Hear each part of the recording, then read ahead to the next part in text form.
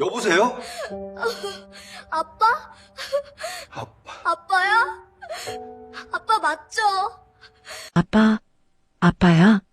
10년 만에 죽은 딸의 번호로 걸린 전화, 수화기 너머로 들려온 건 어린 소녀의 목소리였습니다. 한승문 회장은 위스키 잔을 떨어뜨리며 오열했습니다. 도대체 이 아이는 누구일까요? 왜 서윤이의 휴대폰을 가지고 있을까요? 엄마가 이 전화기를 꼭 가지고 있으면 언젠가 아빠가 전화를 걸어올 거라고 했어요. 10살 보람이가 낡은 휴대폰을 소중히 끌어안고 말했습니다. 그 휴대폰은 10년 전 죽은 서윤의 것이었습니다. 10년 전 사라진 딸의 비밀과 동생의 배신, 그리고 기적 같은 만남이 시작되는 순간, 한 통의 전화가 바꿔놓은 재벌 회장의 운명은 어디로 향하게 될까요? 대반전의 서사가 시작되기 전에 응원의 구독과 좋아요를 눌러주세요. 더 알찬 사연으로 보답하겠습니다. 오늘의 사연 시작합니다. 챕터 1 10년 만에 기적 같은 목소리. 태성그룹 본사 최상층 회장실 건너편 한승문의 개인 서재는 깊은 정적에 잠겨 있었습니다. 벽면을 가득 채운 서가 사이로 희미한 달빛이 스며들고 무거운 가죽 소파에 앉은 한승문이 손에 든 위스키 잔을 천천히 기울였습니다. 오늘이 서윤이 기일이구나. 한승문이 낮고 떨리는 목소리로 말을 이었습니다. 벌써 10년이 됐구나. 한승문이 혼잣말을 중얼거리며 책상 서랍을 열었습니다. 10년 전 그날 불타는 차량에서 마지막까지 딸이 손에 쥐고 있던 휴대폰이 서랍 깊숙한 곳에서 모습을 드러냈습니다.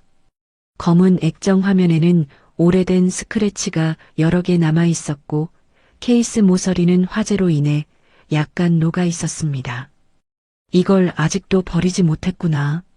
서윤아, 아빠가 너무 늦었지. 한승문이 떨리는 손으로 전원 버튼을 눌렀습니다. 화면이 켜지자 서윤의 밝은 미소가 담긴 배경화면이 나타났습니다. 그는 잠시 딸의 얼굴을 바라보다가 전화 앱을 터치했습니다.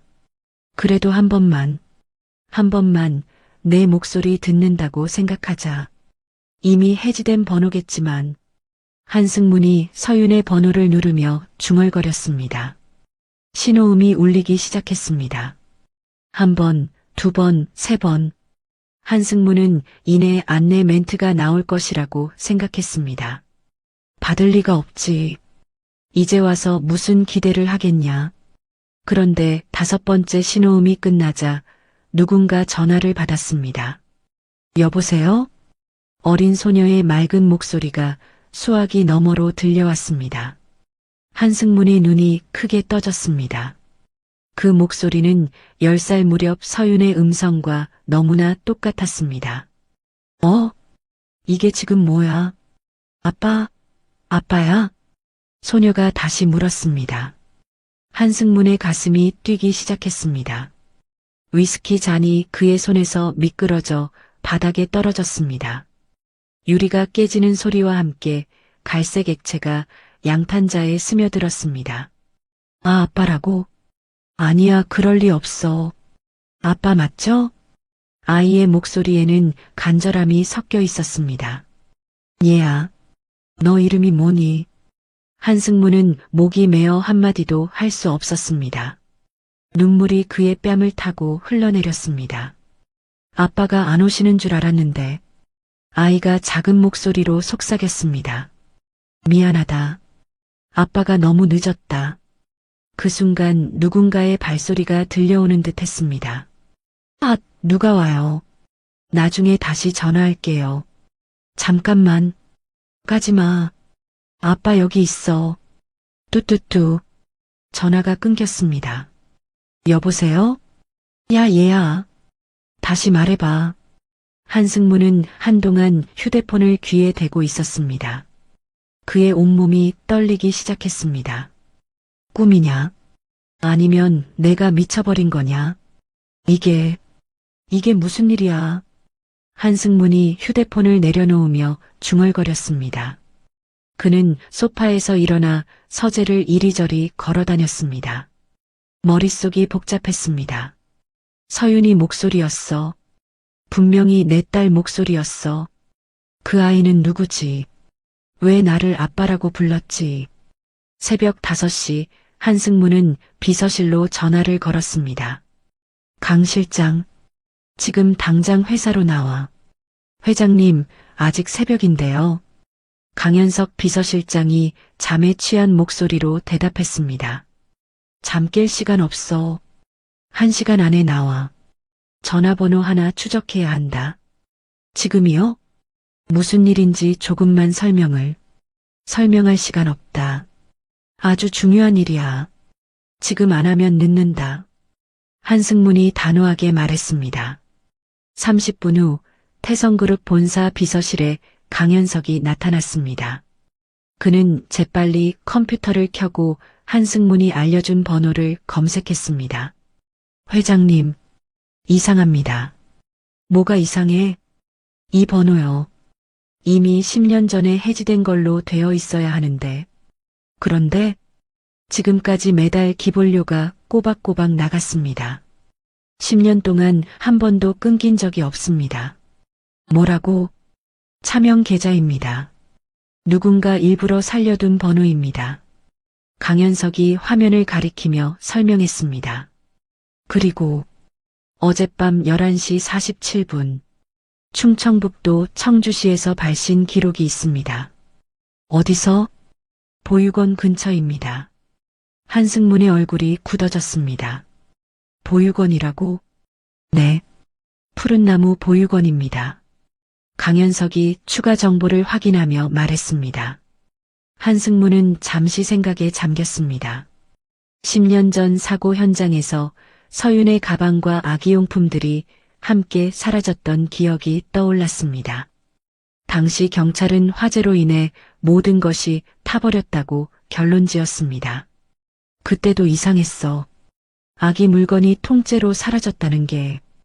회장님? 차 준비해. 지금 당장 간다. 한승문이 일어서며 말했습니다. 회장님, 너무 급하십니다. 먼저 사람을 보내 확인을. 안 된다. 이건 내가 직접 봐야 한다. 내 눈으로 확인해야 마음이 놓인다. 한승문이 강현석의 만류를 뿌리치며 서재로 향했습니다. 2시간 후 한승문의 검은색 세단이 충청북도 산간도로를 달리고 있었습니다. 차창 밖으로 아침 안개가 자욱한 논밭이 지나갔습니다. 한승문은 뒷좌석에서 계속 서윤의 휴대폰을 만지작거렸습니다. 분명히 서윤이 목소리였어. 10년 전 그 아이랑 똑같았어. 우연일 리 없어. 이건 그냥 꿈이 아니야. 그 아이는 누구지? 왜 나를 아빠라고 불렀지? 그는 휴대폰을 꼭 쥐었습니다. 만약 살아있다면 이번엔 절대 놓치지 않겠다. 회장님, 도착했습니다. 운전기사가 말했습니다. 한승문은 천천히 고개를 들었습니다. 보육원 건물이 안개 속에서 모습을 드러내고 있었습니다.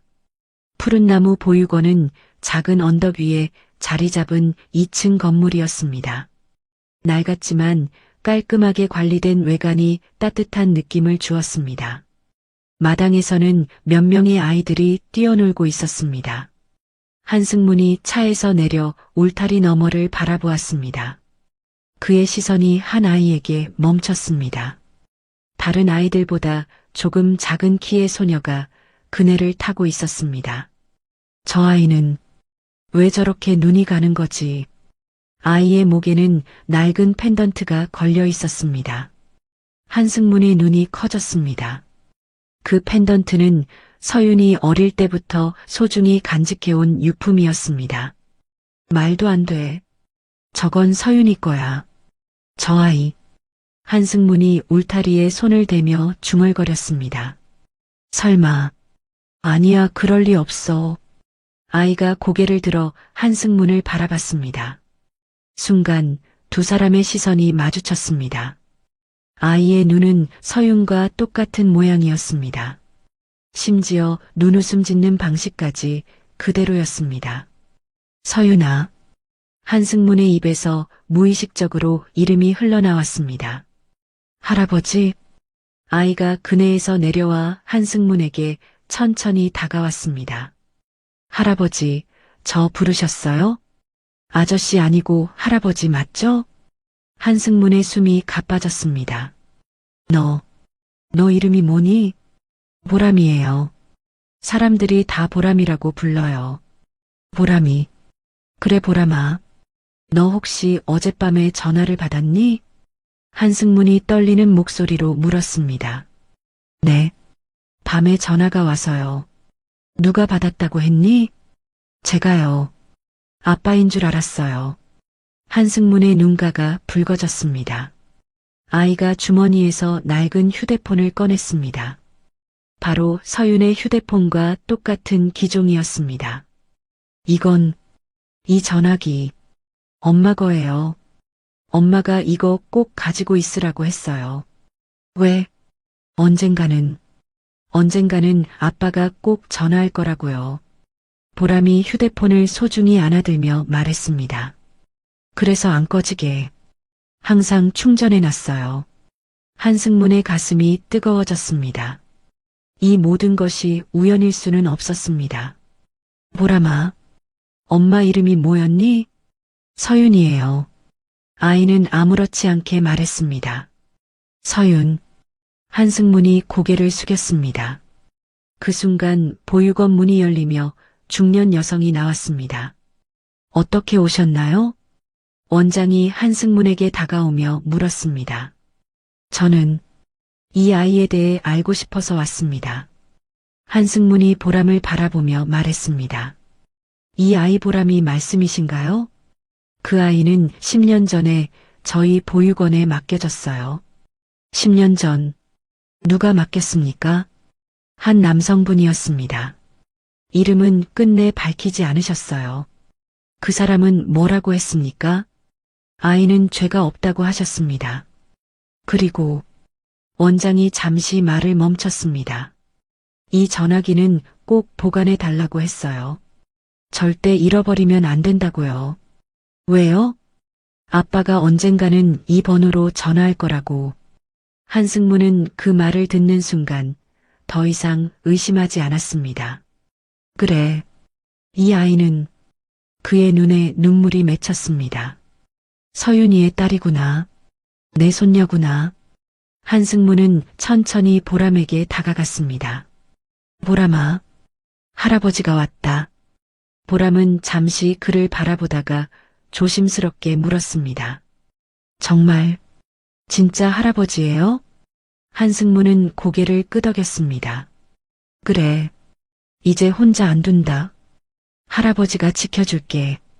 같은 시각 태성그룹 부회장실에서는 한승조가 비서로부터 보고를 받고 있었습니다. 뭐라고? 형님이 새벽에 지방으로 내려갔다고? 한승조가 책상에서 고개를 들며 물었습니다. 네. 충청북도 쪽으로 향한 것으로 확인됐습니다. 충청북도? 왜 거길 가? 오늘 이사회가 있다고 직접 말하지 않았나? 그렇게 중요한 날에? 한승조의 표정이 점점 굳어졌습니다. 10년 전의 기억이 스쳐 지나갔습니다. 설마 그 일과 관련된 건 아니겠지. 그는 자리에서 벌떡 일어났습니다. 지금 당장 보안팀 전원 소집해. 형님의 동선부터 확인해. 어디 들렀는지, 누구를 만났는지 한치도 놓치지 말고 보고해. 네, 부회장님. 한승조는 창가로 걸어가 밖을 내려다봤습니다. 형님이 갑자기 움직일 이유는 하나뿐이야. 그 아이, 아직 살아있다는 걸 알았다는 뜻이겠지. 그의 손이 주먹으로 꽉 쥐어졌습니다. 한편 보육원에서는 한승문이 보람과 대화를 나누고 있었습니다. 보람아, 할아버지 말 잘 들리니? 한승문이 무릎을 굽혀 아이 눈높이에 맞춰 물었습니다. 네. 보람이 고개를 끄덕였습니다. 엄마에 대해 기억나는 게 있니? 조금이라도 괜찮아. 잘 기억은 안 나요. 보람이 잠시 생각하다가 말했습니다. 그래도 엄마가 노래를 불러줬어요. 밤에 잘 때요. 아주 조용하게요. 한승문의 입술이 떨렸습니다. 그래, 엄마가 노래를 불러줬구나. 그리고요. 보람이 다시 입을 열었습니다. 엄마가 그러셨어요. 할아버지는 좋은 분이라고, 꼭 믿어도 되는 분이라고요. 한승문의 눈에 또다시 눈물이 맺혔습니다. 서윤이 마지막까지 자신을 원망하지 않았다는 뜻일까요? 서윤아, 고맙다. 보람아. 한승문이 숨을 고르고 말했습니다. 할아버지가 너를 데리고 가서 돌봐주고 싶다. 밥도 같이 먹고, 학교도 보내고, 아플 땐 옆에 있어주고, 어떨까? 보람은 잠시 아무 말 없이 한승문을 바라봤습니다. 그러다 천천히 고개를 끄덕였습니다. 싫지는 않아요. 할아버지랑 있으면 마음이 편해요. 잠시 후 보람이 조심스럽게 다시 물었습니다. 근데요, 할아버지가 우리 아빠 맞아요? 그 질문에 한승문은 아무 말도 하지 못했습니다.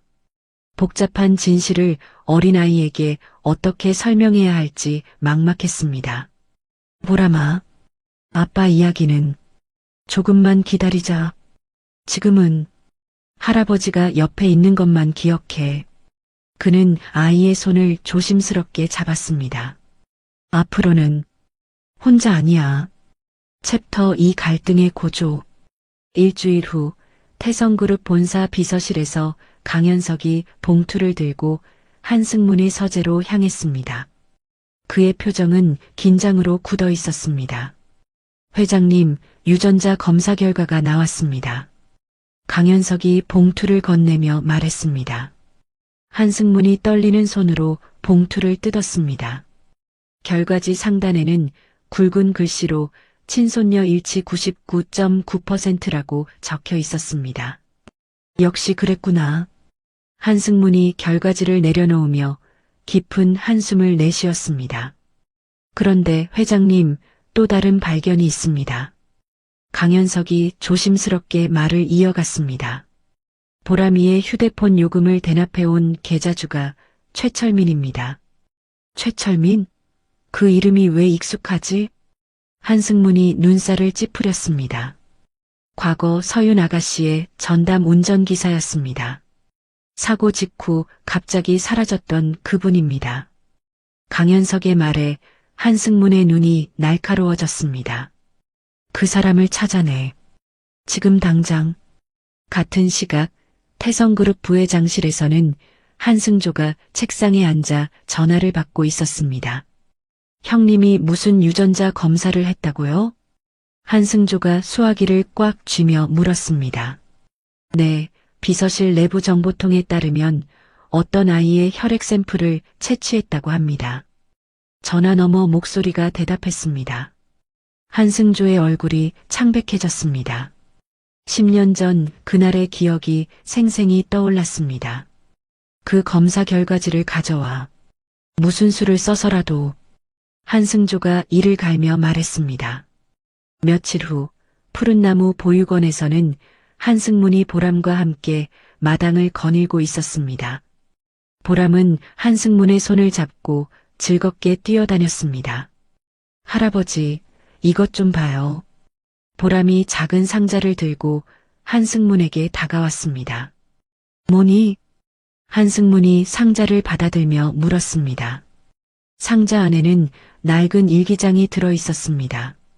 표지에는 서윤이라는 이름이 예쁜 글씨로 적혀 있었습니다. 한승문의 가슴이 뛰기 시작했습니다. 엄마가 쓴 거예요. 원장 선생님이 보관해 주셨어요. 보람이 설명했습니다. 한승문이 일기장을 열었습니다. 서윤의 친숙한 필체가 나타났습니다.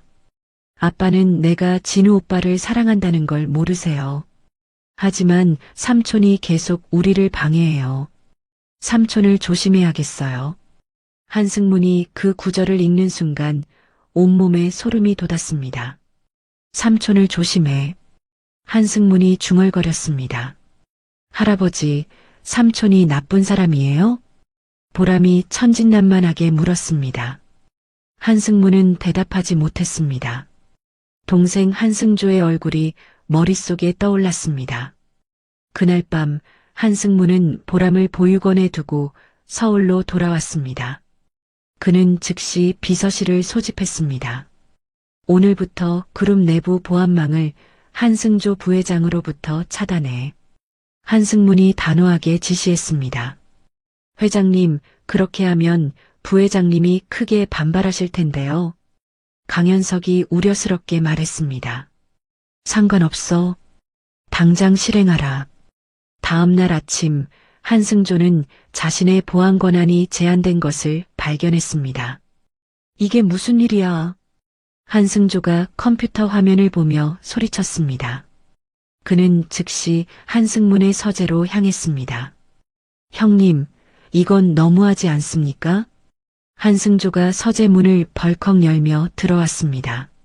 너무한 건 누구야? 한승문이 차가운 목소리로 대답했습니다. 무슨 말씀이세요? 한승조가 당황한 표정을 지었습니다. 서윤이가 너를 조심하라고 일기에 썼더구나. 한승문이 일기장을 한승조 앞에 내밀었습니다. 한승조의 얼굴이 순간 굳어졌습니다. 형님, 그건 서윤이가 오해한 거예요. 저는 조카를 진심으로 아꼈습니다. 한승조가 억지로 미소를 지으며 말했습니다. 그럴까? 그럼 10년 전 그날 밤 너는 어디 있었지? 한승문이 날카로운 눈빛으로 한승조를 바라봤습니다. 한승조는 잠시 말문이 막혔습니다. 저는 회사에 있었습니다. 증명할 수 있나? 물론입니다. 한승조가 목소리를 높였습니다. 그 순간 강현석이 서재로 들어왔습니다. 회장님, 10년 전 사고 당일 폐쇄회로 영상을 복원했습니다. 강현석이 태블릿을 한승문에게 건넸습니다.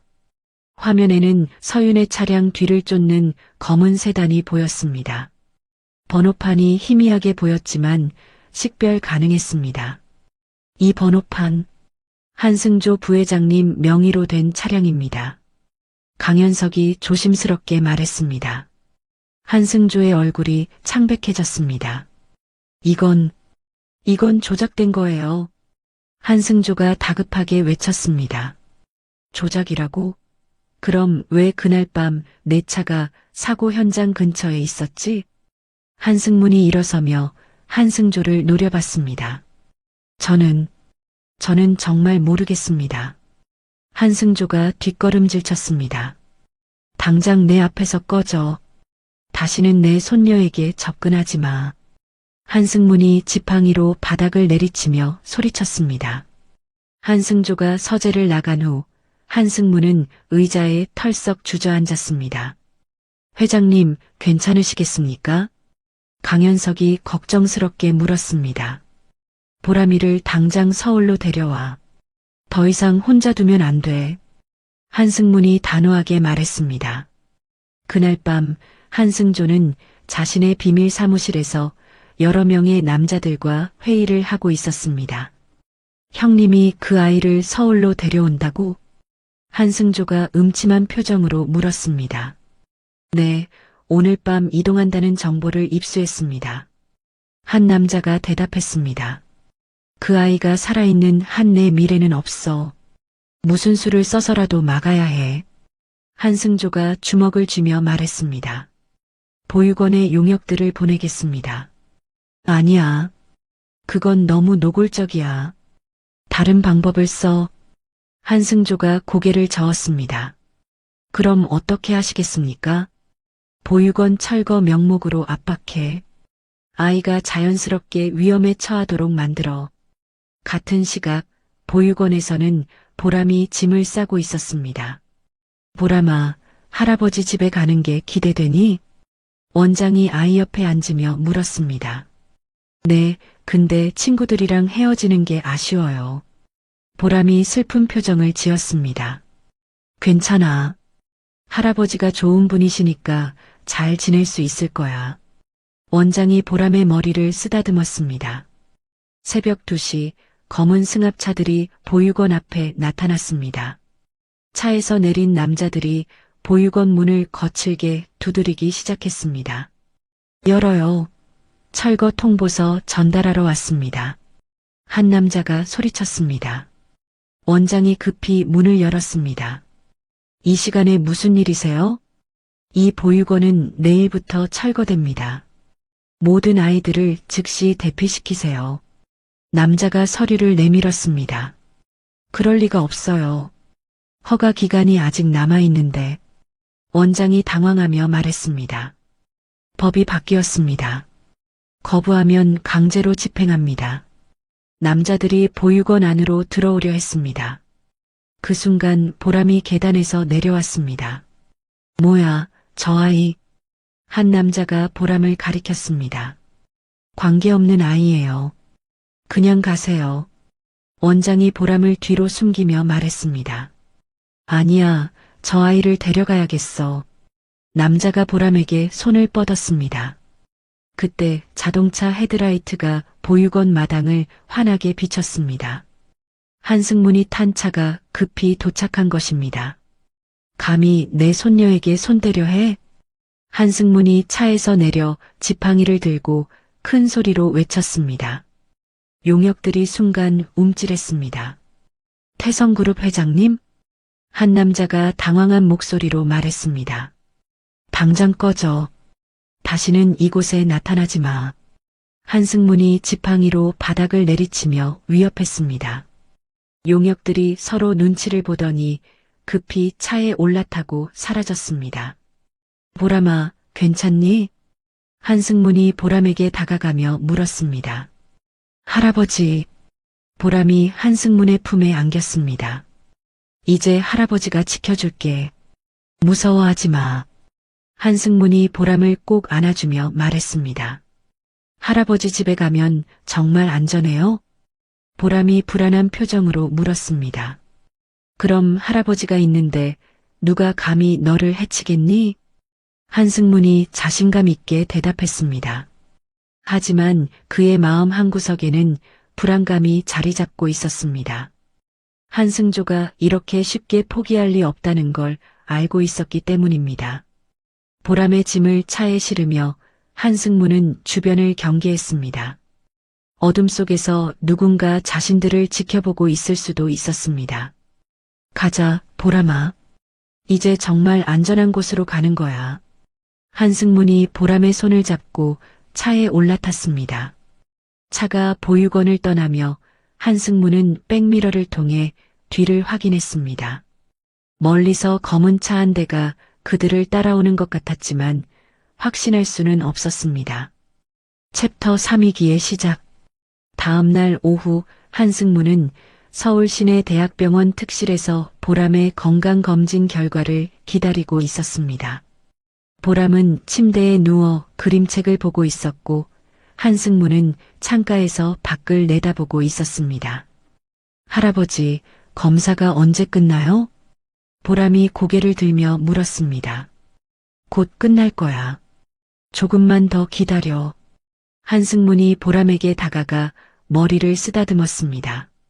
그때 병실 문이 열리며 낯선 노인이 들어왔습니다. 70대로 보이는 그 남자는 수척한 얼굴에 깊은 주름이 패여 있었습니다. 한승문 회장님이시죠? 노인이 떨리는 목소리로 말했습니다. 누구십니까?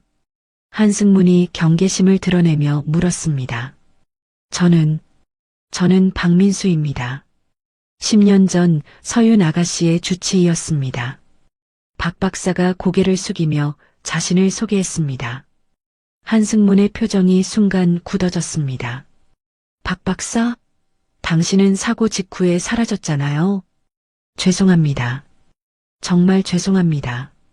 박 박사가 무릎을 꿇으며 고개를 조아렸습니다. 보람이 갑자기 일어나 박 박사를 바라봤습니다. 할아버지, 저 아저씨가 왜 울고 있어요? 보람이 순진하게 물었습니다. 보람아, 잠깐 복도에서 기다리고 있겠니? 한승문이 보람의 손을 잡으며 말했습니다. 간병인이 보람을 데리고 나간 후 병실에는 한승문과 박 박사만 남았습니다. 무슨 말을 하려는 겁니까? 한승문이 차가운 목소리로 물었습니다. 회장님, 서윤 아가씨는 사고 직후에 죽지 않았습니다. 박 박사가 떨리는 목소리로 고백했습니다. 한승문의 온몸이 얼어붙었습니다. 무슨 소리입니까? 아가씨는 병원에 도착했을 때 의식이 있었어요. 화상을 입었지만 생명에는 지장이 없는 상태였습니다. 박 박사가 눈물을 흘리며 계속 말했습니다. 그런데 한승조 부회장이 저를 찾아왔어요. 거액의 돈과 함께 협박을 했습니다. 한승문의 주먹이 떨리기 시작했습니다. 서윤이에게 무슨 짓을 한 겁니까? 치명적인 약물을 투여했습니다. 그리고 사망 진단서를 허위로 작성했어요. 박 박사의 고백에 한승문은 벽에 등을 기댔습니다. 다리에 힘이 빠져 서 있기 어려웠습니다. 하지만 아가씨가 임신 중이라는 걸 그때 알았어요. 임신 8개월이었습니다. 임신이라고? 한승문이 믿을 수 없다는 표정으로 물었습니다. 네, 아가씨가 마지막 힘을 다해 저에게 부탁했어요. 아기만은 살려달라고. 박 박사가 목이 메어 말을 잇지 못했습니다. 제가 응급 제왕절개를 했습니다. 아기는 살았어요. 그 아기가 바로 보람이. 한승문이 중얼거렸습니다. 아가씨가 마지막 순간에 제게 말했어요. 아빠에게 미안하다고, 아빠를 사랑한다고. 박 박사의 말에 한승문의 눈에서 눈물이 흘러내렸습니다. 그럼 서윤이는 정말, 네, 아기를 낳은 직후에 세상을 떠났습니다. 자신의 목숨을 바쳐 딸을 살린 거예요. 그 순간 병실 문이 벌컥 열리며 여러 명의 남자들이 들어왔습니다. 맨 앞에는 한승조가 서 있었습니다. 형님, 무슨 재미있는 이야기를 나누고 계시나요? 한승조가 비웃으며 말했습니다. 승조야. 한승문이 분노에 찬 눈으로 동생을 바라봤습니다. 박 박사님, 오랜만이네요. 그동안 어디 숨어 계셨나요? 한승조가 박 박사에게 다가갔습니다. 제발, 더 이상은. 박 박사가 벌벌 떨며 뒤로 물러섰습니다. 늦었어요. 이미 모든 걸 털어놓으셨잖아요. 한승조가 손짓을 하자 부하들이 박 박사를 붙잡았습니다. 놓아줘. 그 사람을 놓으라고. 한승문이 지팡이를 들고 달려들려 했습니다. 하지만 한 명의 부하가 한승문을 막아섰습니다. 회장님, 위험해요. 비켜. 한승문이 지팡이를 휘둘렀지만 몸이 말을 듣지 않았습니다. 고령의 몸으로는 젊은 남자들을 당해낼 수 없었습니다. 형님, 이제 게임이 끝났어요. 한승조가 주머니에서 작은 장치를 꺼냈습니다. 이게 뭔지 아세요? 보람이 병실 산소호흡기 조절 장치예요. 한승문의 얼굴이 창백해졌습니다. 설마, 이 버튼을 누르면 아이는 질식해 죽을 거예요. 아주 조용하게 말이죠. 한승조가 장치를 흔들며 말했습니다. 미친놈, 그 아이가 내 조카야. 한승문이 소리쳤습니다. 조카? 그런 건 관심 없어요. 태성그룹만 있으면 돼요. 한승조가 차갑게 웃었습니다. 원하는 게 뭐야? 한승문이 이를 갈며 물었습니다. 간단해요. 그룹 경영권 포기 각서에 서명하세요. 그럼 아이는 살려드릴게요. 한승조가 서류를 내밀었습니다. 한승문은 서류를 바라보며 고민했습니다. 손녀의 생명과 평생 일군 그룹 사이에서 선택해야 했습니다. 시간이 없어요, 형님. 빨리 결정하세요. 한승조가 조급하게 재촉했습니다. 한승문이 떨리는 손으로 펜을 들었습니다. 보람의 얼굴이 머릿속에 떠올랐습니다. 좋아. 서명하겠어. 한승문이 서류에 도장을 찍으려는 순간 병실 문이 다시 열렸습니다. 경찰이다. 모두 손을 머리 위로 올려. 민수 형사가 여러 명의 경찰과 함께 들어왔습니다. 그 뒤로는 30대 남성이 따라 들어왔습니다. 진우? 한승문이 놀란 표정으로 중얼거렸습니다. 회장님, 오랜만입니다. 진우가 한승문에게 고개를 숙여 인사했습니다. 넌 어떻게 여기에? 서윤이가 남긴 진짜 증거가 있습니다. 진우가 USB 하나를 꺼내며 말했습니다. 이 안에는 서윤이가 죽기 직전에 녹음한 한승조 부회장과의 대화가 들어있어요. 한승조의 표정이 굳어졌습니다. 그런 건 없다. 모두 조작된 거야. 한승조가 발악했습니다. 조작이라고요? 그럼 이것도 조작인가요? 민수 형사가 또 다른 USB를 꺼냈습니다. 당신 부하가 서윤 양의 차량 브레이크를 조작하는 장면이 찍혀 있어요. 한승조는 더 이상 변명할 수 없었습니다. 경찰들이 그를 체포하려 했을 때였습니다. 갑자기 보람이 병실로 뛰어들어왔습니다. 할아버지, 숨이 안 쉬어져요. 보람이 가슴을 움켜쥐며 쓰러졌습니다. 보람아. 한승문이 급히 달려가 보람을 안아 올렸습니다. 의사 선생님, 빨리. 진우가 간호사실을 향해 소리쳤습니다. 의료진이 급히 달려와 보람을 침대에 눕히고 응급처치를 시작했습니다. 산소 수치가 급격히 떨어지고 있습니다. 간호사가 다급하게 보고했습니다. 한승문은 보람의 손을 꽉 잡고 있었습니다. 아이의 작은 손이 점점 차가워지는 것을 느꼈습니다. 보람아, 정신 차려. 할아버지가 여기 있어. 한승문이 떨리는 목소리로 말했습니다. 의사가 검사 결과를 확인하고 심각한 표정을 지었습니다. 10년 전에 투여된 독성 물질이 이제야 발현되고 있습니다. 시간차 발현 약물인 것 같아요. 해독제는 없나요? 진우가 다급하게 물었습니다. 있기는 한데 최근에 국립제약연구소에서 도난당했다고 들었어요. 의사의 말에 한승문의 얼굴이 절망으로 물들었습니다. 그때 한승조가 경찰의 수갑을 차고도 비웃음을 터뜨렸습니다. 하하, 이제 알겠나? 그 아이는 어차피 죽게 되어 있었어. 한승문이 분노에 찬 눈으로 한승조를 노려봤습니다. 이 악마 같은 놈. 형님, 마지막까지 제가 이겼네요. 한승조가 끝까지 악독함을 보였습니다. 보람의 상태는 계속 악화되고 있었습니다. 한승문은 손녀를 구할 방법을 찾아야 했습니다. 챕터 4 전환점.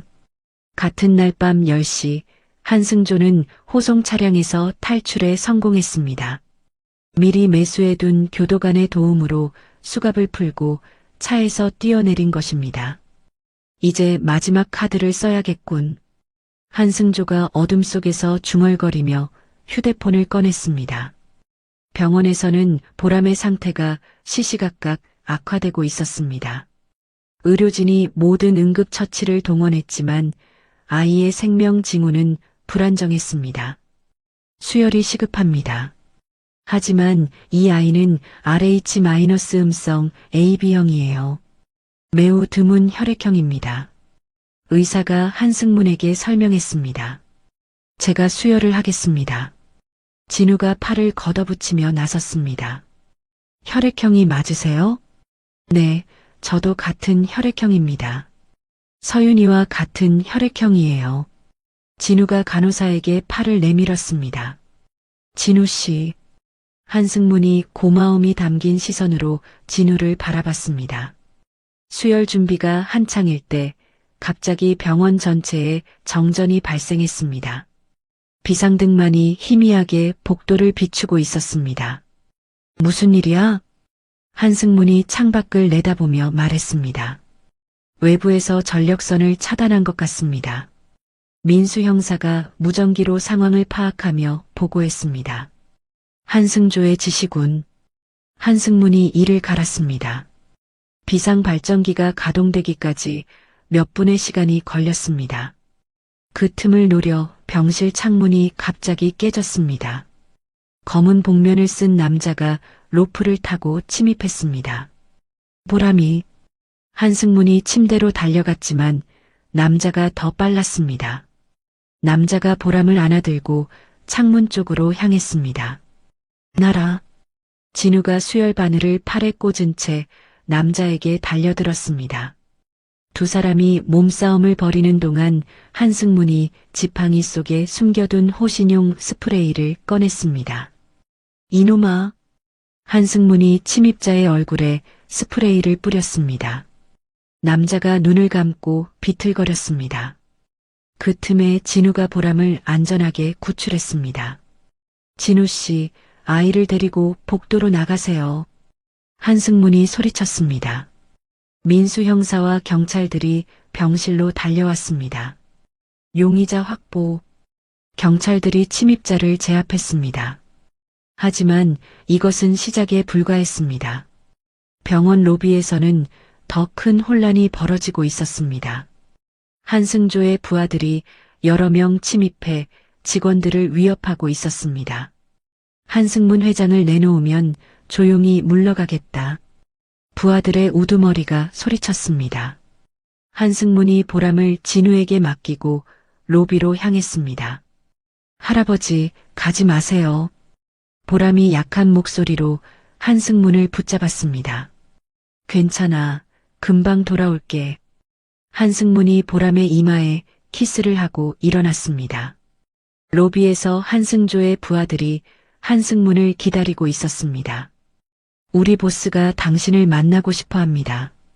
부하가 차가운 목소리로 말했습니다. 어디 있지? 한승문이 단호하게 물었습니다. 따라오시면 됩니다. 저항하시면 병원에 있는 모든 사람이 위험할 겁니다. 한승문은 선택의 여지가 없었습니다. 많은 사람들의 안전을 위해 부하들을 따라 나섰습니다. 회장님, 민수 형사가 뒤쫓으려 했지만 다른 부하들이 막아섰습니다. 한승문은 검은 승합차에 태워져 도시 외곽으로 향했습니다.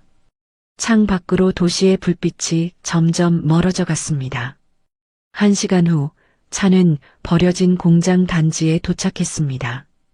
을씨년스러운 분위기의 폐공장이 한승문을 기다리고 있었습니다. 공장 안에는 한승조가 의자에 앉아 있었습니다. 탈옥복 대신 깔끔한 양복으로 갈아입은 그는 여유로운 표정을 짓고 있었습니다. 형님, 오랜만이에요.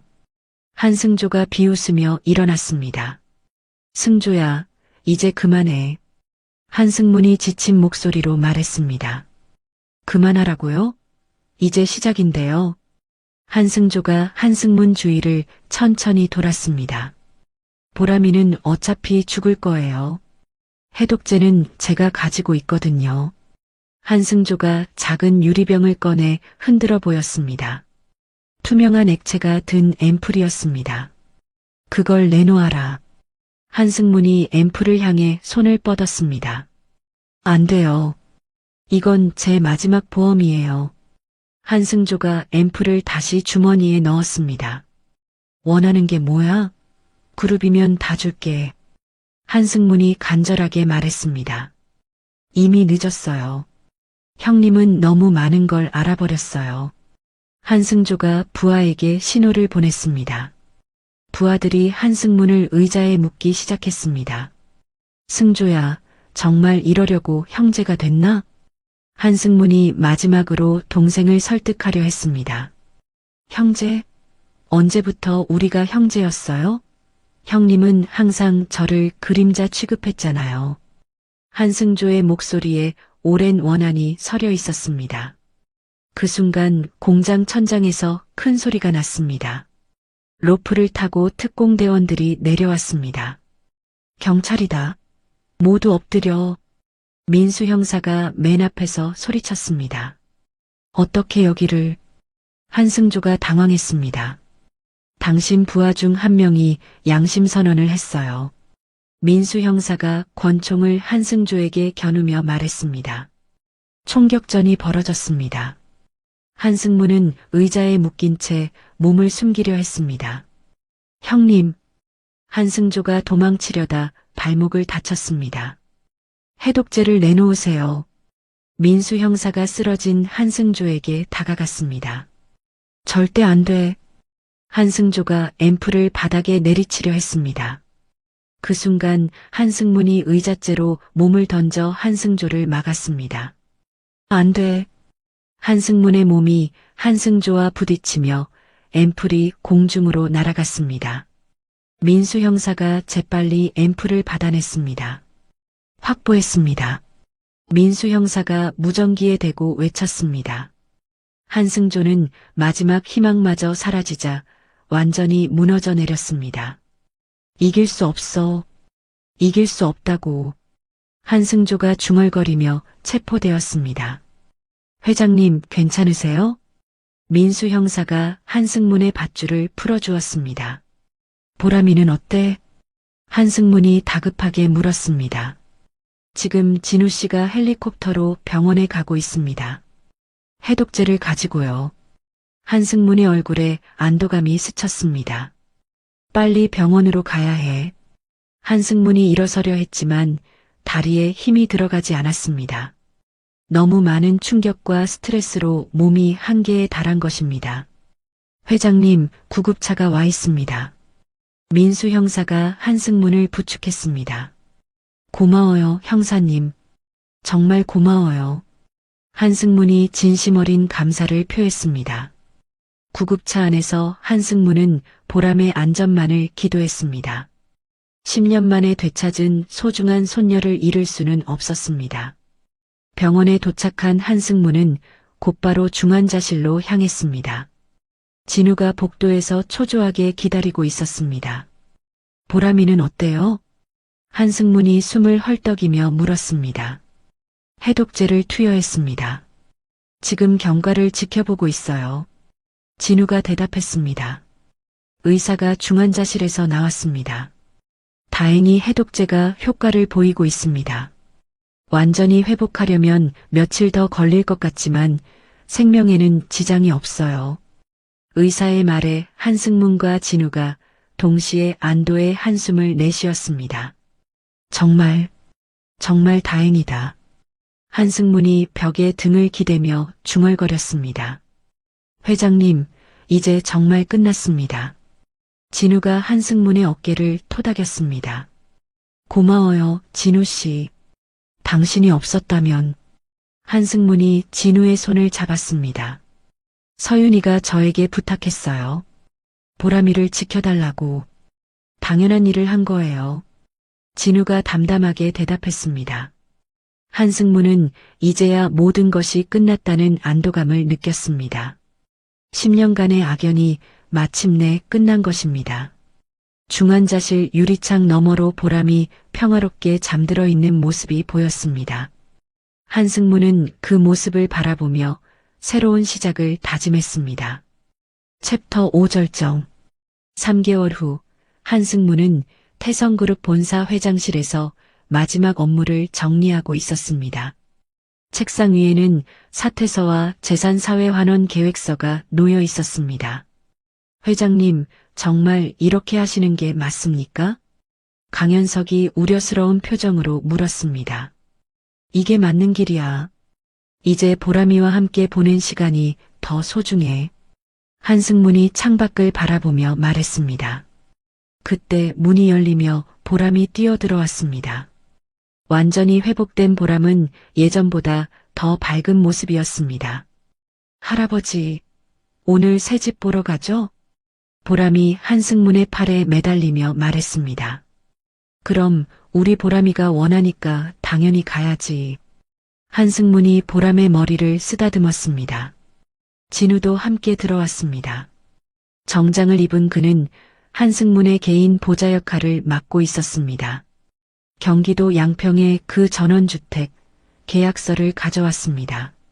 진우가 서류를 건네며 말했습니다. 좋아요. 이제 정말 새로운 시작이군. 한승문이 계약서에 서명했습니다. 오후에는 전 직원이 모인 가운데 한승문의 송별회가 열렸습니다. 대강당은 눈물바다가 되었습니다. 지난 40년간 태성그룹을 이끌어주신 한승문 회장님께 감사드립니다. 신임 CEO가 꽃다발을 전달했습니다. 여러분이 있었기에 여기까지 올 수 있었습니다. 이제는 여러분 손에 맡기겠습니다. 한승문이 마지막 인사를 했습니다. 직원들이 기립박수를 보냈습니다. 40년 태성그룹 역사의 마지막 페이지가 넘어가는 순간이었습니다. 할아버지, 울지 마세요. 보람이 한승문의 손을 잡으며 말했습니다. 기쁜 눈물이야, 보람아. 할아버지는 지금 가장 행복해. 한승문이 보람을 안아 올렸습니다. 이틀 후 한승문과 보람, 진우는 양평의 전원주택으로 이사했습니다. 널찍한 마당과 정원이 있는 2층 집이었습니다. 와, 정말 넓어요. 보람이 마당을 뛰어다니며 소리쳤습니다. 보람아, 여기서 꽃밭을 만들어 볼까? 한승문이 삽을 들고 보람에게 다가갔습니다. 네, 할아버지가 좋아하는 장미꽃도 심어요. 보람이 손뼉을 치며 기뻐했습니다. 진우는 마당 한쪽에 작은 작업장을 만들고 있었습니다. 서윤 공방이라고 간판을 만들어야겠어요. 진우가 목재를 다듬으며 말했습니다. 서윤이가 좋아했을 거야. 한승문이 진우의 어깨를 토닥였습니다. 저녁에는 세 사람이 함께 첫 식사를 했습니다. 보람이 직접 만든 샐러드도 식탁에 올랐습니다. 할아버지, 이제 매일 함께 있을 수 있어서 좋아요. 보람이 밝게 웃으며 말했습니다. 나도야, 보람아. 이보다 더 행복할 수는 없을 거야. 한승문이 진심으로 대답했습니다. 밤이 되어 보람이 잠든 후 한승문과 진우는 거실에서 차를 마시며 이야기를 나눴습니다. 정말 모든 게 꿈 같습니다. 진우가 찻잔을 들며 말했습니다. 자니가 서윤이를 그렇게 사랑했구나.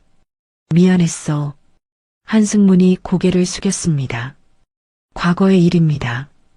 이제는 보람이를 위해 함께하는 게 중요해요. 진우가 담담하게 대답했습니다. 고마워, 정말 고마워. 자네는 이제 내 아들이야. 한승문이 진우의 손을 잡았습니다. 한 달 후 한승문은 서윤-보람 복지재단 설립 기념식을 가졌습니다. 보육원 아이들을 위한 의료비와 교육비 지원이 주목적이었습니다. 이 재단은 제 딸 서윤과 손녀 보람의 이름을 따서 만들었습니다. 한승문이 기자들 앞에서 발표했습니다. 앞으로 전국의 보육원 아이들이 건강하게 자랄 수 있도록 지원하겠습니다. 보람이 한승문 곁에서 테이프를 함께 끊었습니다. 기념사진을 찍을 때 보람이 환하게 웃었습니다. 할아버지, 우리가 도움을 주는 거죠? 그래, 우리가 받은 사랑을 다른 아이들에게도 나누어 주는 거야. 한승문이 보람을 안아 올리며 설명했습니다. 재단 설립 후 한승문의 삶은 더욱 평온해졌습니다. 아침에는 보람과 함께 산책을 하고 오후에는 정원 가꾸기를 했습니다. 할아버지, 이 꽃 이름이 뭐예요? 보람이 빨간 장미를 가리키며 물었습니다. 이건 할아버지가 너의 엄마를 위해 심은 꽃이야. 한승문이 장미를 쓰다듬으며 말했습니다. 엄마도 이 꽃을 좋아했을까요? 그럼 서윤이가 제일 좋아했던 꽃이야. 한승문의 목소리에 그리움이 섞여 있었습니다. 저녁이면 한승문은 보람에게 피아노를 가르쳐 주었습니다. 서윤이 쓰던 피아노를 새로 조율해서 거실에 놓았습니다. 이 곡은 너의 엄마가 즐겨 연주하던 곡이야. 한승문이 건반을 누르며 설명했습니다. 보람이 서툴지만 열심히 따라 연주했습니다. 아름다운 선율이 집안을 가득 채웠습니다. 할아버지, 엄마도 하늘에서 우리 연주를 들을 수 있을까요? 당연히 들을 수 있어. 우리 보람이가 이렇게 예쁘게 자라는 걸 보고 엄마도 기뻐하실 거야. 한승문이 보람을 꼭 안아주었습니다. 주말에는 보람의 보육원 친구들을 집으로 초대해 파티를 열기도 했습니다. 넓은 마당에서 아이들이 뛰어노는 모습을 보며 한승무는 깊은 행복감을 느꼈습니다. 할아버지는 정말 좋은 분이에요. 아이들이 한승문 주변에 몰려들어 말했습니다. 여러분이 모두 건강하게 자라는 게 할아버지 소원이야. 한승문이 아이들의 머리를 하나씩 쓰다듬었습니다. 그런 평화로운 날들이 이어지던 어느 날 밤, 한승문은 서재에서 서윤의 유품들을 정리하고 있었습니다. 그는 지하에 작은 추모실을 만들어 딸의 물건들을 소중히 보관하고 있었습니다. 서윤아, 보람이가 정말 예쁘게 자라고 있어. 한승문이 서윤의 사진에 대고 중얼거렸습니다. 네가 마지막에 남긴 사랑 덕분에 할아버지도 새 삶을 살고 있어. 그는 오랜만에 깊은 잠에 빠져들었습니다. 10년 만에 처음으로 악몽 없이 평안한 밤을 보냈습니다. 다음 날 아침 보람이 한승문을 깨웠습니다.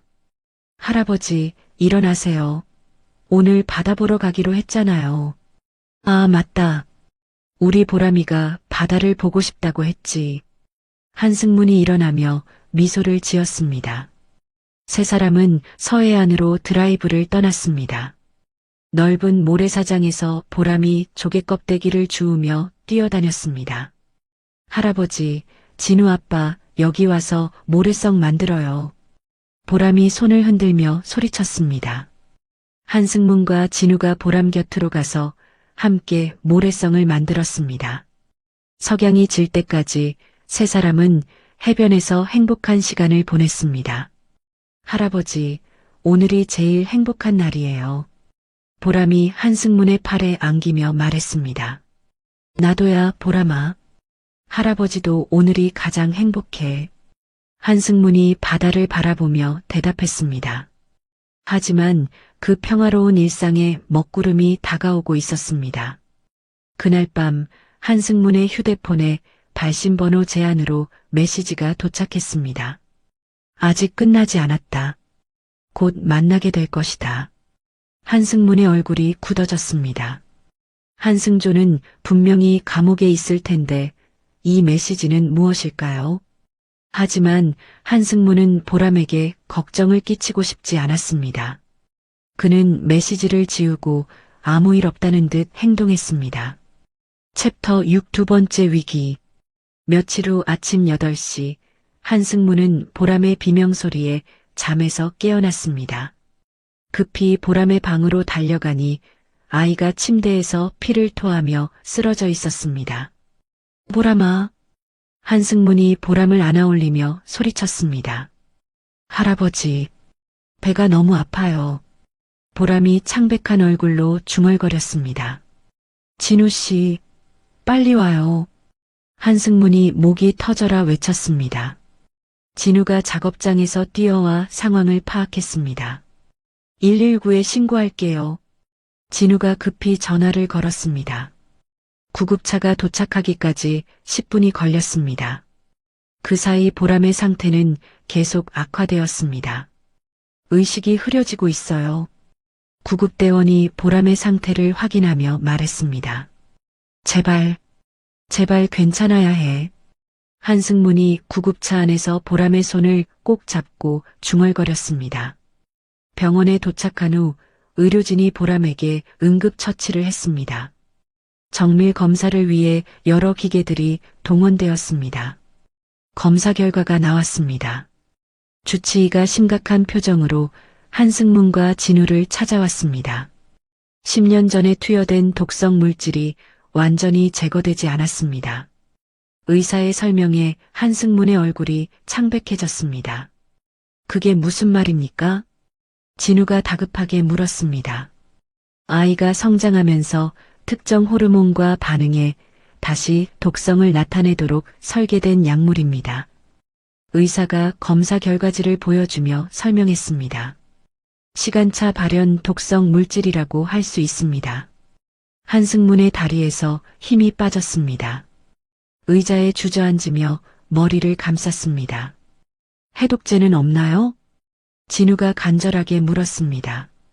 NT-SY라는 해독제가 있기는 한데 의사가 말을 망설였습니다. 있다면 빨리 써주세요. 한승문이 일어서며 소리쳤습니다. 문제는 그 해독제가 최근에 국립제약연구소에서 도난당했다는 겁니다. 의사의 말에 한승문과 진우가 절망적인 표정을 지었습니다. 누가 훔쳤을까요? 진우가 억지로 침착함을 유지하며 물었습니다. 아직 수사가 진행 중입니다.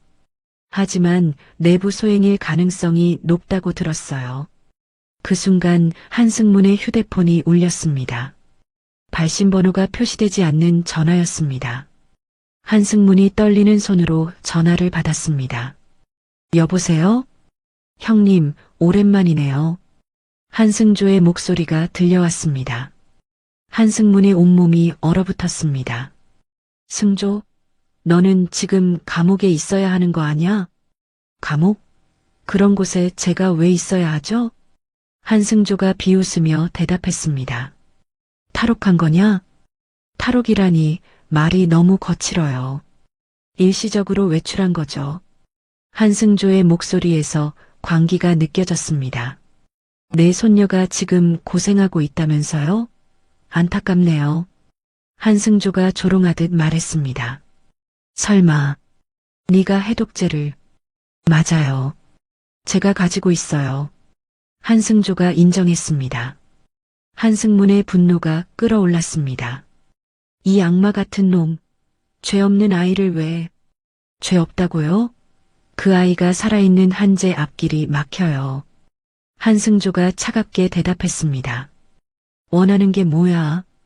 한승문이 이를 갈며 외쳤습니다. 간단해요. 밀항성과 무기명 채권 100억 원. 그럼 해독제를 드릴게요. 한승조가 조건을 제시했습니다. 좋아, 다 준비해 줄게. 대신 해독제를 먼저 보내줘. 그럴 순 없어요. 제가 바보로 보여요? 한승조가 거절했습니다. 그럼 어떻게 하자는 거야? 직접 만나요. 오늘 밤 12시 인천항 3부두. 혼자 오세요. 한승조가 장소를 지정했습니다. 경찰에 알리면 해독제를 바로 파기할 거예요. 한승조가 경고했습니다. 전화가 끊어진 후 한승문은 망연자실했습니다. 회장님, 무슨 일이에요? 진우가 걱정스럽게 물었습니다. 한승문이 상황을 설명하자 진우의 얼굴도 굳어졌습니다. 경찰에 신고해야 해요. 진우가 제안했습니다. 안 돼. 그럼 해독제를 파기할 거야. 한승문이 고개를 저었습니다. 그럼 어떻게 하시겠어요?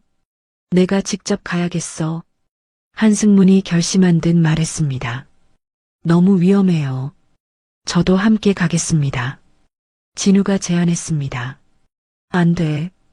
혹시라도 일이 잘못되면 보람이를 돌봐줄 사람이 있어야 해. 한승문이 진우의 어깨를 잡았습니다. 한편 그 시각 보람의 상태는 계속 악화되고 있었습니다.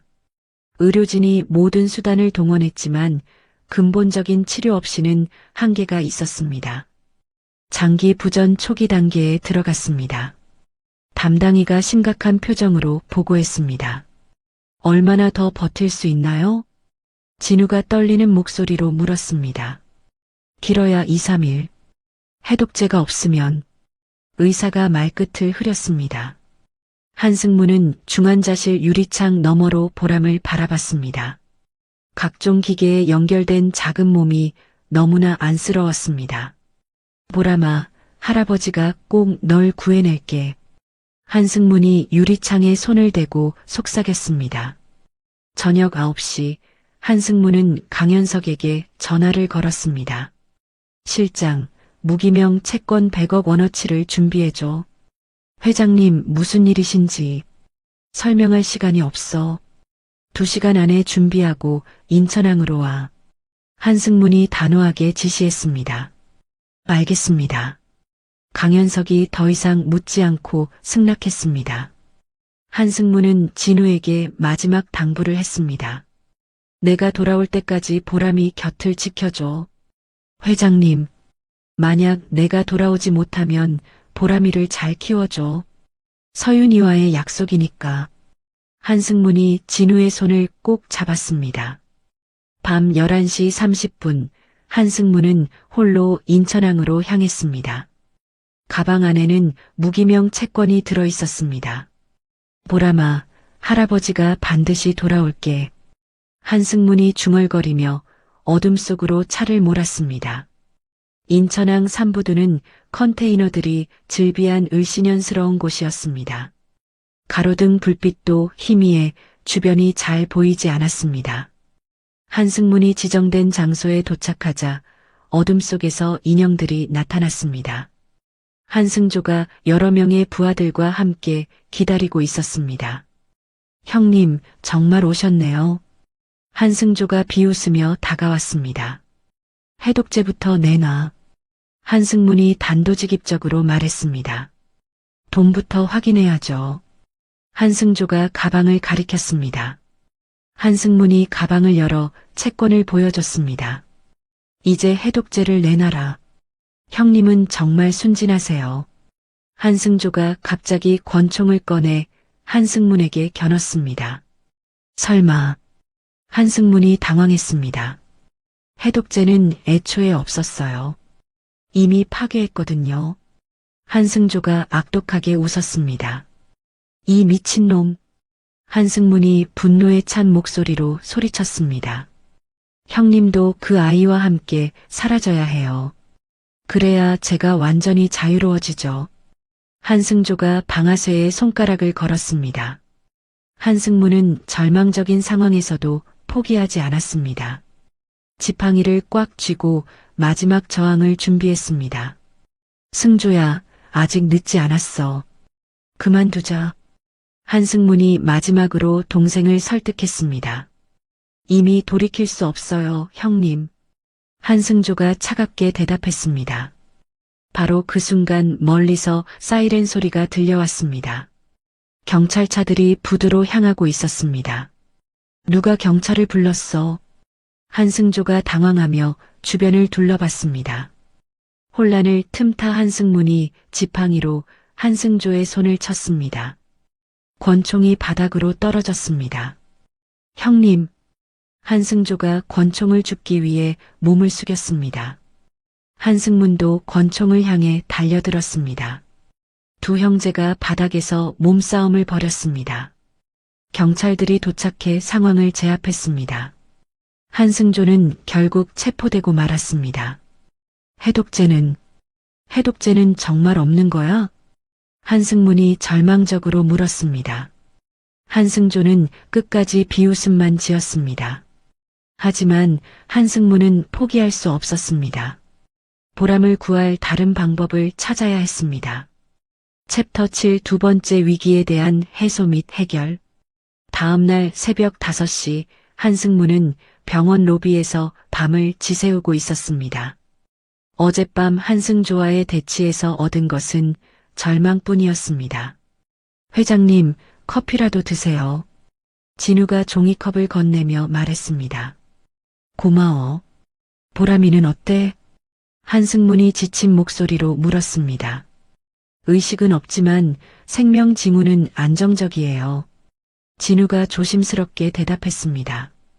그때 민수 형사가 급히 병원으로 들어왔습니다. 그의 뒤로는 낯선 중년 여성이 따라왔습니다. 회장님, 희소식이 있습니다.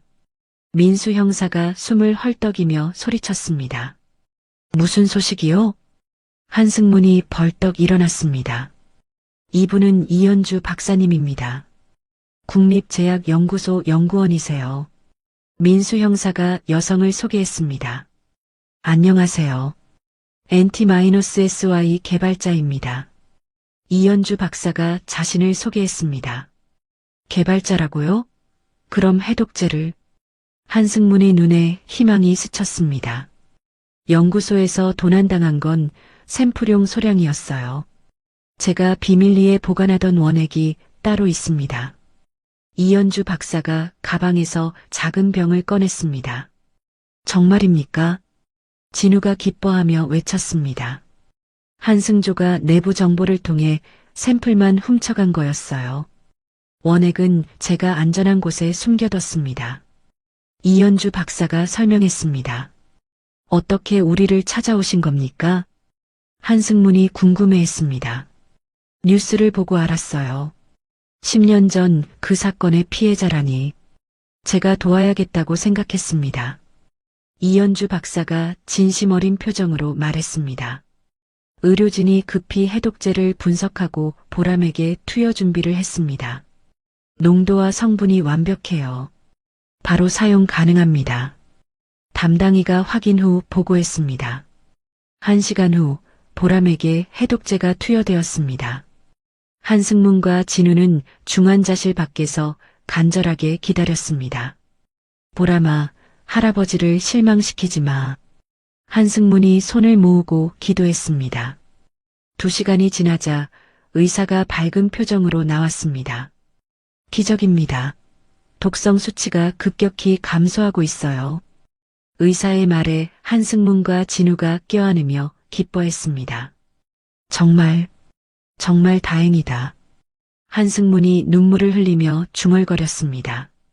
오후 3시 보람이 의식을 되찾았습니다. 할아버지, 보람이 약한 목소리로 한승문을 불렀습니다. 보람아, 정신 차렸구나. 한승문이 보람의 손을 꼭 잡았습니다.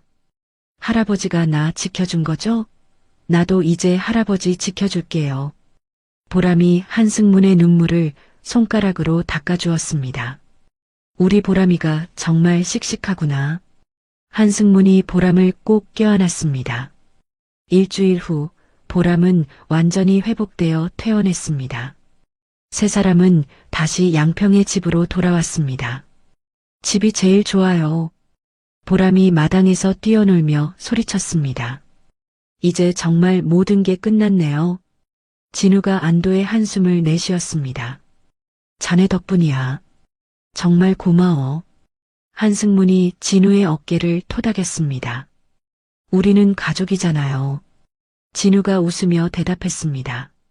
며칠 후 한승문은 보람과 함께 10년 전 서윤의 사고 현장을 찾았습니다. 그곳에는 이제 작은 추모공원이 조성되어 있었습니다. 엄마, 보람이가 건강해졌어요. 할아버지도 행복해요. 보람이 국화꽃을 놓으며 말했습니다. 한승문도 무릎을 꿇고 딸에게 인사했습니다. 서윤아, 이제 정말 편히 쉬어라. 아빠가 보람이 잘 키울게. 한승문의 목소리에는 더 이상 죄책감이 없었습니다. 한편 한승조는 법정에서 무기징역을 선고받았습니다. 살인 미수, 탈옥, 아동학대 등 여러 혐의로 최고형이 내려진 것입니다. 피고인 한승조는 반성의 기미가 전혀 보이지 않는 만큼 무기징역에 처한다.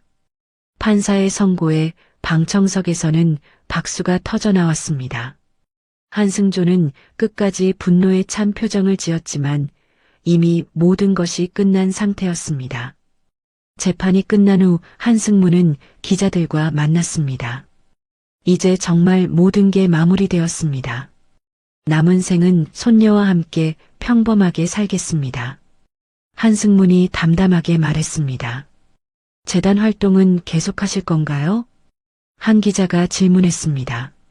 물론입니다. 더 많은 아이들이 보람이처럼 행복하게 자랄 수 있도록 돕겠습니다. 한승문이 자신있게 대답했습니다. 그날 저녁 한승문은 서윤의 옛 휴대폰 번호를 보람의 새 전화로 정식 이전해 주었습니다. 이제 이 번호는 내 거야, 보람아. 한승문이 새 휴대폰을 보람에게 건넸습니다. 정말요? 엄마 번호가 제 번호가 되는 거예요? 보람이 신기해했습니다. 그래. 엄마의 사랑이 너에게 이어지는 거야.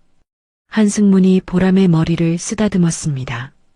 저녁 식탁에서 세 사람은 조용한 대화를 나눴습니다. 할아버지, 우리 이제 평생 함께 살 수 있죠? 보람이 순진하게 물었습니다. 당연하지. 할아버지가 어디 가겠니? 한승문이 따뜻하게 대답했습니다. 진우 아빠도 계속 우리랑 살죠? 보람이 진우를 바라보며 말했습니다. 물론이야, 보람아. 우리는 이제 진짜 가족이니까. 진우가 보람의 볼에 뽀뽀를 해주었습니다. 그날 밤 한승무는 서재에서 일기를 썼습니다. 오늘로써 모든 악연이 끝났다. 이제 남은 것은 보람이와 진우와 함께 만들어갈 행복한 추억뿐이다. 한승문이 펜을 놓고 창밖을 바라봤습니다. 별이 총총한 밤하늘이 평화로워 보였습니다. 보람의 방에서는 아이가 편안히 잠들어 있었습니다. 한승문이 살짝 문을 열고 보람을 바라봤습니다. 좋은 꿈 꿔, 우리 보람이. 한승문이 속삭이며 문을 닫았습니다. 이제 정말 모든 것이 끝났습니다. 10년간의 기나긴 악몽에서 벗어나 새로운 시작을 할 수 있게 된 것입니다. 한승무는 마음 깊은 곳에서 우러나오는 평온함을 느꼈습니다. 돈과 권력보다 소중한 가족의 가치를 깨달은 그에게는 이보다 더 큰 행복이 없었습니다.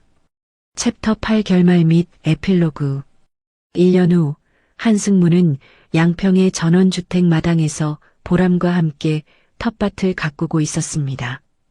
가을 햇살이 따스하게 두 사람을 비추고 있었습니다. 할아버지, 이 무 정말 크게 자랐어요. 보람이 땅에서 물을 뽑으며 기뻐했습니다. 우리 보람이가 정성껏 키운 덕분이야. 한승문이 보람의 머리에 묻은 흙을 털어주었습니다. 할아버지도 많이 도와주셨잖아요.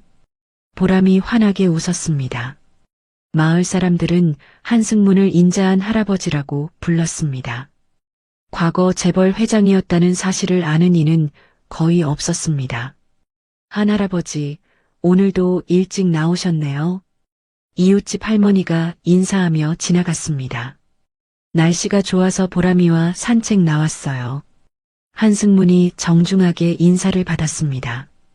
진우는 마을 어귀에 서윤 공방을 차려 목공예품을 만들고 있었습니다. 주문이 밀려들 정도로 인기가 좋았습니다. 아빠, 오늘은 뭘 만들어요? 보람이 공방으로 뛰어가며 물었습니다. 보람이 책상을 새로 만들고 있어. 진우가 대패질을 하며 대답했습니다. 정말요? 제 전용 책상이요? 그래, 내년에 초등학교 들어가니까 예쁜 책상이 필요하잖아. 진우의 말에 보람이 뛸 듯이 기뻐했습니다. 한승무는 서윤-보람 복지재단을 통해 매년 수백 명의 아이들을 돕고 있었습니다. 전국의 보육원과 고아원에 의료비와 교육비를 지원했습니다. 회장님, 이번 달 후원 신청이 또 늘었습니다. 재단 직원이 전화로 보고했습니다. 좋은 일이지요. 최대한 많은 아이들을 도울 수 있도록 해주세요. 한승문이 따뜻하게 대답했습니다. 매주 토요일이면 보람과 함께 근처 보육원에서 봉사활동을 했습니다. 아이들은 한승문을 할아버지라고 부르며 따랐습니다. 할아버지, 다음엔 언제 와요? 한 아이가 한승문의 옷자락을 잡으며 물었습니다. 다음 주에 또 올게. 그때까지 공부 열심히 해야 한다. 한승문이 아이의 볼을 살짝 꼬집었습니다. 네, 약속해요. 아이들이 손가락을 걸며 약속했습니다. 어느 일요일 오후 한승문은 보람과 함께 피아노를 연주하고 있었습니다. 서윤이 즐겨 연주하던 곡이 거실에 울려 퍼졌습니다. 할아버지, 이 곡 정말 예뻐요. 보람이 건반을 누르며 말했습니다. 내 엄마가 제일 좋아했던 곡이야. 한승문이 보람과 함께 연주를 계속했습니다. 엄마도 하늘에서 우리 연주 듣고 계실까요? 당연히 듣고 있을 거야.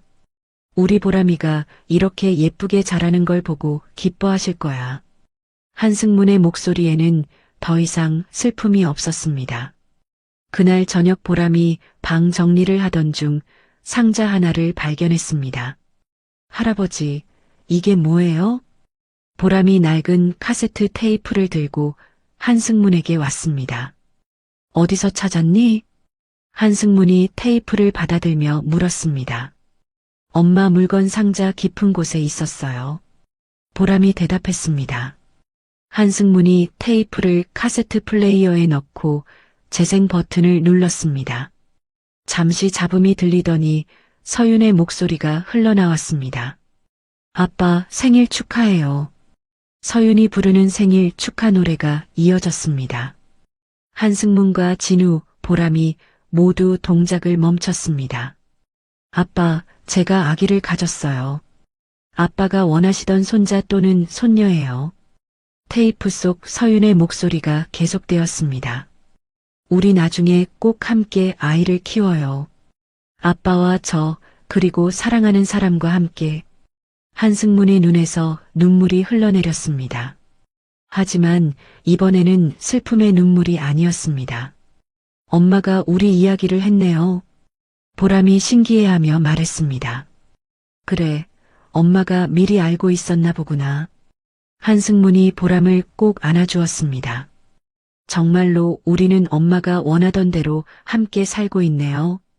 진우가 감격스러운 표정으로 말했습니다. 서윤이가 하늘에서 우리를 지켜보고 있었던 거야. 한승문이 고개를 들어 하늘을 바라보았습니다. 그날 밤 세 사람은 서윤의 묘를 찾아갔습니다. 언덕 위 작은 묘지에는 밤에도 가로등이 켜져 있었습니다. 엄마, 우리 정말 행복하게 잘 살고 있어요. 보람이 묘비에 손을 대며 말했습니다. 서윤아, 내 바람대로 우리가 가족이 됐어. 고마워. 한승문이 딸에게 마지막 인사를 했습니다. 이제 정말 편히 쉬세요, 서윤아. 진우도 함께 인사했습니다. 셋이 손을 잡고 언덕을 내려오며 집으로 발걸음을 옮겼습니다. 뒤에서 따뜻한 바람이 불어와 그들의 등을 밀어주는 것 같았습니다. 집에 돌아와 한승문은 서재에서 마지막 일기를 썼습니다. 10년 전 그 기적 같은 전화를 받지 않았다면 지금의 행복은 없었을 것이다. 서윤이가 남긴 가장 소중한 선물인 보람이와 함께 남은 생을 의미 있게 살겠다. 한승문이 펜을 놓고 창밖을 바라봤습니다. 달빛이 평화롭게 마당을 비추고 있었습니다. 보람의 방에서는 새 휴대폰이 충전기에 꽂혀 있었습니다. 서윤의 번호가 이제는 보람의 번호가 된 그 전화기 옆에는 옛날 서윤의 낡은 휴대폰도 나란히 놓여 있었습니다. 한승문이 두 휴대폰을 바라보며 미소를 지었습니다. 과거와 현재, 그리고 미래가 하나로 이어진 상징 같았습니다. 이제 정말 끝이구나. 한승문이 만족스럽게 중얼거리며 불을 껐습니다. 깊은 밤 한승문은 10년 만에 가장 평안한 잠에 빠져들었습니다. 악몽도 불안도 후회도 없는 깊은 잠이었습니다. 새벽녘 보람의 웃음소리가 집안을 가득 채웠습니다. 마당에서 강아지와 뛰어노는 아이의 모습이 한승문에게는 세상에서 가장 아름다운 풍경이었습니다. 진우가 아침 식사를 준비하며 콧노래를 불렀습니다. 평범하지만 따뜻한 가족의 하루가 다시 시작되는 순간이었습니다. 한승문은 거실에서 신문을 읽으며 이 모든 것이 꿈이 아님을 새삼 실감했습니다. 돈과 권력을 잃었지만 그보다 훨씬 소중한 것을 얻었습니다. 할아버지, 아침 먹어요. 보람이 한승문의 손을 잡고 식탁으로 이끌었습니다. 우리 보람이가 준비해준 아침이구나. 한승문이 식탁에 앉으며 흐뭇하게 웃었습니다. 세 사람의 웃음소리가 집안에 메아리 쳤습니다. 이보다 더 완벽한 행복은 없었습니다. 창문 너머로 아침 해가 밝게 떠오르며 새로운 하루를 알렸습니다. 한승문의 새로운 인생도 이렇게 밝은 빛 속에서 계속될 것이었습니다. 10년 만에 찾은 진정한 평화 속에서 한승문은 인생의 마지막 장을 가장 아름답게 써내려가고 있었습니다. 10년 만에 기적 같은 전화 한 통으로 시작된 한승문 회장과 손녀 보람이의 이야기가 막을 내렸습니다. 돈과 권력을 추구하던 냉철한 기업가가 진정한 가족의 사랑을 깨달으며 인생의 마지막 장을 아름답게 완성해 나가는 감동적인 여정이었습니다. 한승조의 악행으로 인해 잃었던 딸 서윤, 그리고 기적처럼 되찾은 손녀 보람이를 통해 한승무는 세상에서 가장 소중한 것이 무엇인지 알게 되었습니다. 진우와 함께 이룬 새로운 가족, 양평의 평화로운 전원생활, 그리고 어려운 아이들을 돕는 의미 있는 나날들까지 그의 남은 인생은 진정한 행복으로 가득 찼습니다. 때로는 인생의 가장 어두운 순간에서 가장 밝은 빛을 발견하게 됩니다. 한승문의 이야기가 바로 그런 희망의 메시지를 전해주었기를 바랍니다. 이야기를 끝까지 들어주신 분이 계시다면 잘 들었다고 댓글 하나만 남겨주세요. 감사합니다.